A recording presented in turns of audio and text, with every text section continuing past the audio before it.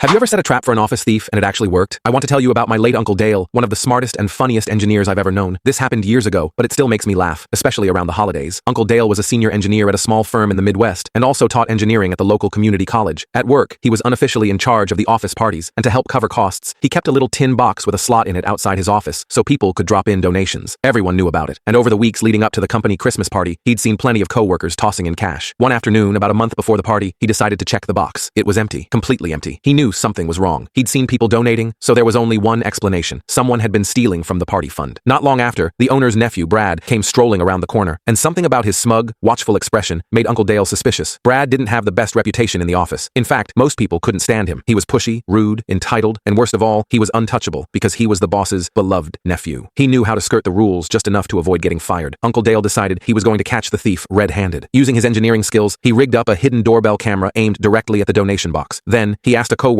to loudly mention putting $100 into the fund. The bait was set. Sure enough, later that day, his phone pinged with a camera alert. Uncle Dale watched as Brad opened the box, found it empty, scowled, and hurled it against the wall in frustration. It confirmed what he suspected. Brad had been checking it regularly, probably taking whatever was inside. But instead of going straight to the boss with the footage, Uncle Dale decided to have a little fun. If there was one thing he loved more than solving problems, it was turning them into unforgettable experiences, especially if engineering students were involved. He went to his class and offered extra credit for a very specific project: design a rigged donation box that would make the most obnoxious noise possible when opened. The louder, the better. The students jumped at the challenge. A week later, they delivered. The box was fitted with the sound module from one of those greeting cards that plays music when opened, except this one blasted "Let It Go" from Disney's Frozen. And this wasn't just any version. It was cranked for maximum volume and glued in place with industrial strength adhesive. They even designed the hinge so the box couldn't be closed unless you pressed a hidden release button, meaning the song would just keep playing. The next morning, Uncle Dale put the trap in place and loudly announced that someone had donated $50 to the party fund. Then he went back to his office and waited. It didn't take long. Suddenly, Idina Menzel's voice rang through the entire office, belting "Let It Go" at full volume. Mixed in were Brad's grunts and curses as he tried and failed to shut the box. The noise drew a crowd, including his uncle, the boss. They all watched as Brad's frustration boiled over, and he hurled the box at the wall, leaving a dent. That was the final straw. The boss called Brad into his office. 15 minutes later, Brad walked out carrying a cardboard box of his belongings, his career at the company officially over. His personnel file was marked with "Do not rehire, do not recommend." That Christmas, Uncle Dale had a little surprise for everyone at the party. The hidden camera footage played on the big screen, showing Brad's failed theft attempt, perfectly synced to the soundtrack of "Let It Go." The entire room erupted in laughter. Brad lost his job, the party fund stayed safe, and Uncle Dale, he got the last laugh. All thanks to some creative engineering and a very annoying Disney song.